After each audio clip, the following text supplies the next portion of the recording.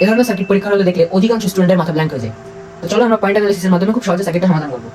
এই সার্কিট আমরা যদি দেখি এটা এ এবং এই রোডটা ক্রস করার ফলে এটা বি পয়েন্ট হওয়ার কথা, বাট এখানে বি পয়েন্ট অলরেডি আছে, তাহলে এটা যদি এটা ক্রস করে তাহলে এটা বি, এটা বি, তাহলে তো আমাদের রোডটা কার্যকর হবে না। এই কারণে এটা হচ্ছে মূলত সি, কারণ এই বি পয়েন্টটা এই রোডটা ক্রস করে সি হয়েছে। এবার তোমরা যদি এই পাশ থেকে একটু চিন্তা করো, এটা এ পয়েন্ট হলে এই পয়েন্টটাও এ, কারণ মাঝখানে আর কোনো সার্কিটের উপাদান আমাদের নেই। এবার এই পাশ থেকে যদি চিন্তা করো বি এবং এই পাশে এ, মাঝখানে রোধের দুই প্রান্তের পয়েন্ট আলাদা, তার মানে এখানে বিভব পার্থক্য রয়েছে। এর ফলে এর মধ্যে দিয়ে কারেন্ট যাবে। তো মোটামুটি আমরা সার্কিট সাজিয়ে ফেললাম, অর্থাৎ বিন্দু বের করে ফেললাম। এবার আমরা বিন্দুগুলো বসাবো। আমাদের কাছে চেয়েছে এ আর বি বিন্দুর রোধ, তো যে দুটো বিন্দু রোধ চাবে তাদেরকে সর্বোচ্চ দূরে তোমরা লিখবে এভাবে, এবং মাঝখানে যে এক্সট্রা বিন্দুটা আছে ওটা লিখে দিবা।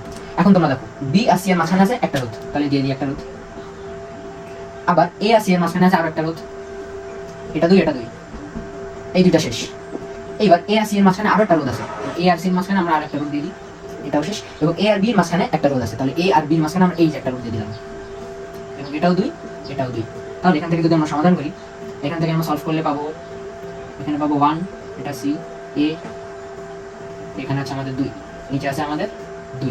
উপরে যদি আমরা শ্রেণীতে হিসাব করি তাহলে আমাদের আসে যে এখানে 3, বি পয়েন্ট, এ পয়েন্ট, এখানে 2। তাহলে আমাদের এর আগের ক্লাসগুলো যদি আগের সার্কিটগুলো যদি সলভ দেখে থাকো তাহলে কিন্তু এই লাইনগুলো বুঝবা, তাছাড়া কিন্তু এই লাইনগুলো বুঝবা না, কারণ এই লাইনগুলোতে অনেক ছোট ছোট আমি লাইন দিয়েছি যেগুলো আমি আগের ক্লাসগুলোতে বিস্তারিত ব্যাখ্যা করছি। তো এখান থেকে আমরা লিখতে পারি 3 গুণ 2, 3 যোগ 2, তাহলে আমাদের আলটিমেটলি অ্যান্সার আছে 3 গুণ 6/5 ওহম।